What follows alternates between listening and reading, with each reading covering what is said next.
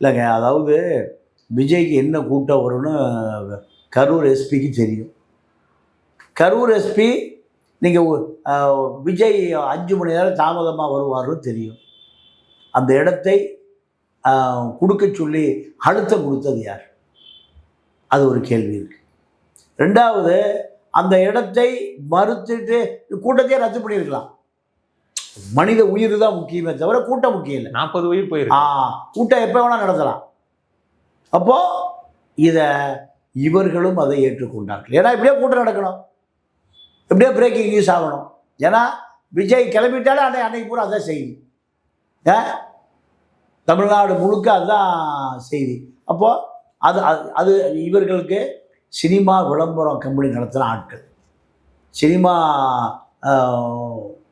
பொட்டி விற்ற ஆட்கள், சினிமா எடுக்கிற ஆட்கள், இவர்களுக்கு சினிமாத்தனமாகத்தான் யோசிக்க தெரியுமே தவிர அதை தாண்டி மக்கள் நலன் என்பது நீங்கள் எப்போ நாசமாக போச்சுன்னா, நீங்கள் அண்ணாதுரை வந்ததுக்கு பிறகு அரசியலே சினிமா தியேட்டருக்கு போயிடுச்சு.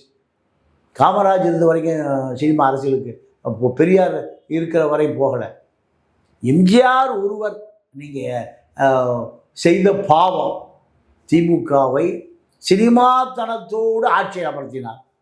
அதன் பிறகு நீங்கள் எம்ஜிஆர் அதிகாரத்துக்கு வந்த பிறகு 77 அதிகாரத்துக்கு வந்த பிறகு அரசியலை சினிமாவிலிருந்து பிரித்தெடுத்துட்டார்.